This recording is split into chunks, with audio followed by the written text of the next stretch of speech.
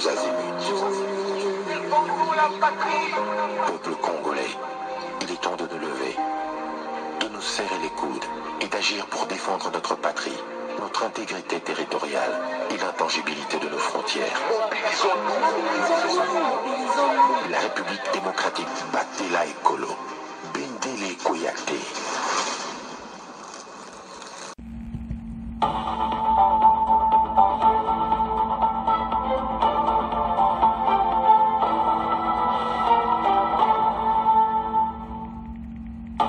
Bonsoir, bonsoir, bonjour, c'est Congo News 24. Bande Konanga, comme toujours avant de commencer notre émission, nous disons merci à Dieu. Nous disons merci à nos chers abonnés et téléspectateurs qui nous suivent partout dans le monde et en RDC. Bande Konanga, soyez les bienvenus. À la une, chers téléspectateurs, on va commencer cette émission Bandeko avec Luanda. Et Pai Wapi, le chef de l'État atterri pour un sommet Oyo USA Afrique pour développer une émission. Deuxième point chez téléspectateurs, Fachi a réalisé un grand coup, semaine décisive pour la RDC, suivez Mouyaya. Alors, Boyoka Patrick Mouyande a expliqué au gouvernement congolais détermination totale, ma sollicite. Alors, dans la deuxième partie, Kabila a sollicité de prendre part à l'accord de Washington. Et Zayako Inda et si Indi. Chers téléspectateurs, émission de Bandi et commettant autosola ensemble ma solo Yamboka. Tokobanda directement na Luanda et pas Wapi le chef de l'État participant qui passe. Et ça m'a solo entre les Américains, les Africains, alors les investisseurs américains peuvent être présents, ma solo et ça qui a consaganati. Alors, quelques présidents africains bayaki, à peu près, plus de 6 présidents, Bamoussoul, Batini, Premier ministre, délégation, mais Fachabi Ye, il faut comme. Boyebete Kagame Mikola Zomoanati, Batebele Bazo Tunes Azandeni, passe Bobo Sanaliwa. Et cause à casa malade ou bien santé zotungis. Alors, il y a mon anité. Les chefs de l'État participé à Ninma Soloana du 22 au 25. Alors, Bokomona, comment l'arrivée naïe? Pendenge nini masole salamaki, pendenge ni bavana Lorenzo, bazako cause. Bandeko, mokonza mboka, azolingabi misamboka na biso na place ezalaki. Mosika. Kokuta na bango américain eza spécial. Batebele bazo comprendre te batebele pe bazo mona onko mais c'est zandi nini et c'est ko salama comment et tout ça. Bande ko la réalité. Le président Félix a même RDC na niveau mususu. Tala kaka nina ya Angola, USA Afrique. Ba président belé, ba tinitini ba premier ministre et tout ça. Fachaki. Tala diplomatie et senga kama kambwebeli. Et puis Massad Boulo sa ozala kuna. Boyebi que semaine yo et cette semaine moko décisif. Fachi pourquoi que kuna na Luanda? Parce que yebi que semaine eza semaine ko sagate to la deuxième point et à semaine décisive oyo kaka un grand coup pour la RDC. Tozo la deuxième point pourquoi Kabila Zolinga participer? Tozo ya. Alors, maintenant na Luanda ba américain ba yeko laksa ki bango pe ndenge Chine azosala Russie azosala bango maleka bango na top sikoyo masolona ba pays africain. Trump Trump aza mutaba affaire. Trump aza homme d'affaires, aza politicien te a décidé te d'abord l'Amérique makamwike eke liboso mboka na bango et comme elles sont plus riches que jamais.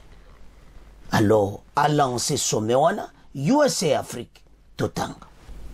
Alors, bandeko sommet USA Afrique eza moko oyo ba américain basali na Luanda pona ko promouvoir ete USA et comme place ya masou. Sommet USA-Afrique déjà engagé dans les négociations RDC Rwanda USA, Massad Boulos, Troy Frictel et même Félix Kédi également attendu à Luanda. Donc Bango bakena Luanda pourquoi? Parce que bayebieti place wana ezali place penda yoka les affaires ezoleka et puis masole koleka kitoko na président Félix. Alors bakomaki président Félix a commis et puis américain Boulos présent, Troy Frictel présent. Donc tozo mona ke na Luanda match ezobetama déjà kosakanati. La République démocratique du Congo prend part au 17e sommet Afrique qui s'est ouvert ce lundi à Luanda, en Angola, en présence de plus de 1500 délégués, dont plusieurs chefs d'État africains et hauts responsables américains. Le président Tshisekedi représente ces rendez-vous placés sous le thème « Les voies de la prospérité, une vision commune des partenariats entre les États-Unis et les pays africains. Bandeko, makambo tanto lo bango bate bele bazo monango kakaboui. Bon comprendre que 1500 délégués présents à Luanda pona ko en finir masolo oyo. Et kozali talaba américain ko bayo comprendre que il fallait bandakala to beta ba macho déjà. Alors ba monete pena bala likole fe betama. Alors ba komakina Luanda. Et puis Boulos aza présent ba solo kitoko. Voilà comment les chefs de l'État azo bon sambo kanabiso. Ma solo on est ko passé kaka na makambo eza semaine aux États-Unis, il y a ma signature. Mais toujours un deuxième point. Alors, tout le monde à l'arrivée de son excellence le président Félix, tout avancé. Naba bemba bango tout basakuna masolo kitoko. Tolanda.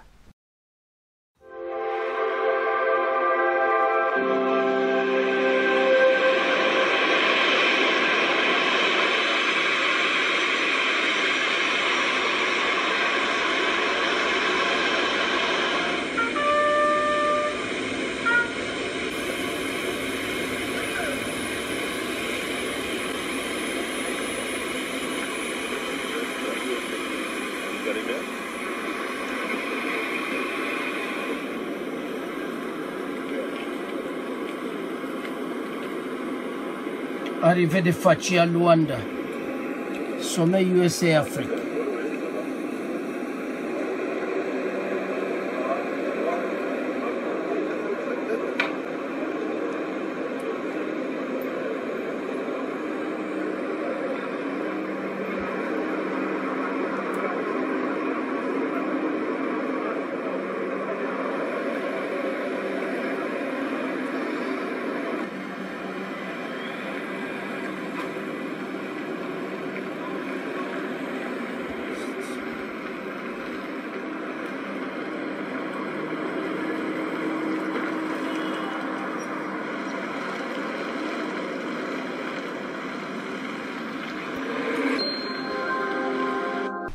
Chers téléspectateurs, nous avons suivi.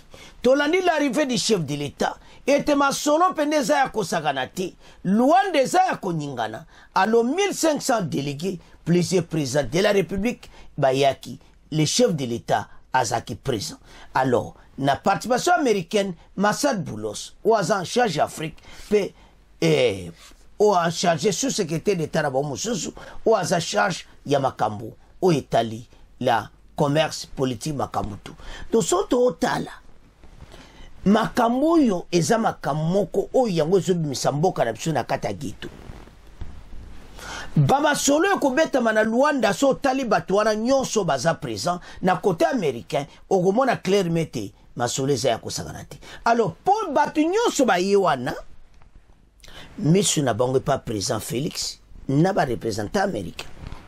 Parce que ba yebete semaine oyo nde fin ya masolo oyo ka Rwanda genou tant to ebza kibina te match yango ko beta mandenge wana.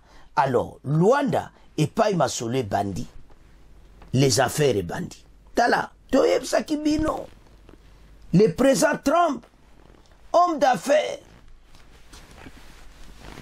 akutani na bilo akitoko na RD salvinga na kangamia. Botika nde ba langage ya koloba voilà ba copier ba ressources na biso. Oh botika hésitation. Les pays ezana voix kitoko bo appuyer idée oyo biso nyusto za la sima yango passe masoleza ya kosakanati. Alors le président Félix Azana Luanda bolandi arrivé na yi masolezo betama kuna 1500 ya kosakanati ba américain ba investisseur bazali pona kosola ba pays africain comment va investir et biso zana besoin bango ebele sukoleka parce que RDC est l'éléphant de l'Afrique, le plus grand pays. Alors, totika on a bino, tokubo na deuxième point. Chers téléspectateurs, deuxième point oyo, baobengo la semaine décisive. Et puis, l'ex-président Kabila aligné pas participer na masolo.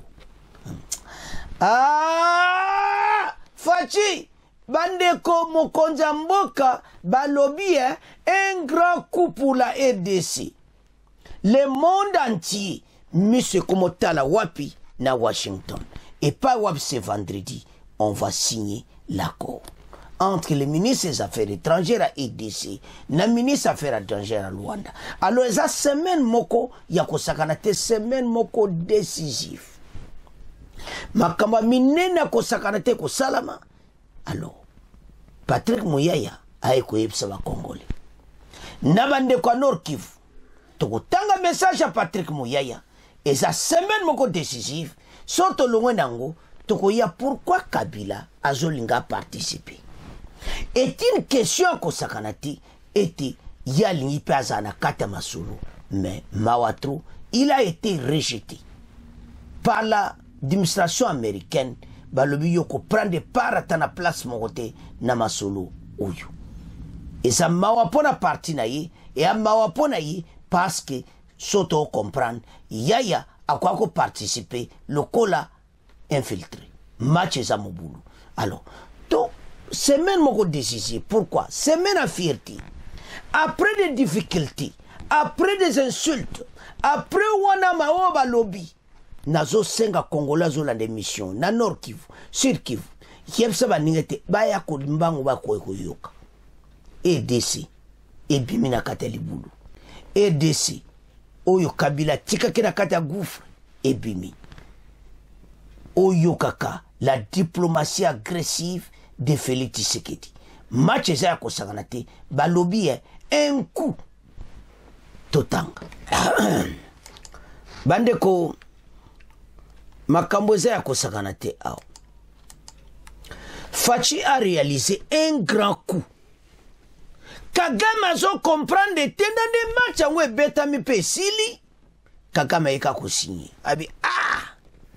Tipo pena jubiso mabe. Alors, semaine décisive pour RDC suivez Patrick Muyaya. Après Tokoloba Kabila, le gouvernement congolais réaffirme sa détermination à restaurer la paix et à venir en aide aux populations affectées par l'occupation dans l'Est de la République démocratique du Congo. C'est le message fort qu'a tenu transmettre le ministre de la Communication et porte-parole du gouvernement, Patrick Muyaya, lors d'une émission diffusée le 22 dimanche sur la page Facebook officielle de son ministère. Je voudrais m'adresser à nos compatriotes qui vivent dans les zones sous occupation, qu'ils sachent qu'il reste notre priorité, a-t-il déclaré. Selon lui, les chefs de l'État et l'ensemble de l'exécutif suivent de près la situation sécuritaire dans l'Est de la RDC. Matin, midi, soir, le président de la République, le gouvernement sont mobilisés. Tout ne peut pas être dit, mais tout est fait. Patrick Muyaya a insisté sur l'objectif du gouvernement à mettre fin à l'occupation pour permettre le retour rapide des déplacés dans leur localité d'origine. Nous voulons sortir le plus vite possible de cette situation avec toutes conséquences. L'objectif est que nous puissions, comme autrefois, retourner à Goma, à Bukavu et dans toutes les zones affectées. Patrick Muyaya, Masolo Kitoko. Avançons. Je voudrais m'adresser à nos populations qui sont dans les parties sous occupation justement, qui doivent savoir que c'est eux notre priorité. Ils doivent savoir que matin, midi et soir, le président de la République, le gouvernement, nous suivons assidûment tout ce qui se passe. Tout ne peut peut-être pas être dit, mais tout est fait pour que très rapidement, nous quittions cette situation d'occupation avec toutes ses conséquences et pour que très rapidement, nous puissions nous tous être en mesure de retourner à Goma, de retourner à Bukavu, comme ce fut le cas à l'époque. Et donc ici, ce que je leur demande, c'est difficile, nous le savons, mais je pense que dans des cas comme ceci, il n'y a pas meilleure manière de sortir de la crise qu'en étant unis, en communion avec nous. Parce qu'il y a beaucoup, je ne voudrais pas utiliser l'expression que vous avez utilisée tout à l'heure du poison rwandais, mais je crois qu'il y a beaucoup des gens qui ne veulent pas que cette situation se termine. Il y a beaucoup de gens qui veulent instrumentaliser, notamment en créant une fausse question sur cette histoire de swahiliphones qui sont brimés. Mais les swahiliphones, s'il faut simplement parler des locuteurs de la langue swahili, ça fait 60% de la population au moins. Comment pensez-vous qu'un gouvernement peut brimer 60% de sa population ou peut la stigmatiser? Tout ça, c'est du venin, du poison que l'on veut distiller pour créer la division alors que nous devons être en cohésion, alors que nous devons être en confiance. Et nous, gouvernement, ce que nous faisons, c'est dépasser justement ce message. Non pas seulement de solidarité, non pas seulement de soutien, mais aussi ces messages qui leur permettent de lutter contre la manipulation. J'ai rencontré une bonne frange de ceux qui sont venus ici à Rome, j'ai discuté avec eux et nous nous sommes mis d'accord que, quelle que soit la nature de problème que nous avons, nous ne pouvons pas laisser un peu d'espace à l'ennemi pour apporter un message de division. Nous ne pouvons pas laisser l'espace à l'ennemi pour venir nous regarder. Pendant ce temps, nous voulons parler nation pour commencer à parler du positionnement des tribus des uns et des autres. Mais toutes ces choses-là, heureusement, que les populations qui me suivent comprennent de quoi il s'agit, heureusement qu'ils continuent de nous faire confiance. Nous ne sommes pas loin de l'objectif que nous recherchons de la paix. Voyons voir dans les prochains jours ce que ça va donner et j'espère que très vite, nous allons nous retrouver à Goma pour une autre émission. Merci. Ezaya koinda esie indie bandeko. Voilà. Makambango yangoyo ayebisi peuple congolais. Et le temps est arrivé que mon Congolais nyonso aza na Nord Kivu, na Sud Kivu, et comme étant était tozong sabino na bandako na bino, place bozalaka, parce erango elingi koka. Avec toutes les conséquences, makambo ko salama ya minena ko sakana tena mikolo ezako ya, alors Kagame et ses compatriotes à genoux. Quand vous voyez Kabila Azana posa pas participer, mais toujours il y a la deuxième partie. Alors, qu'est-ce qui se passe au juste?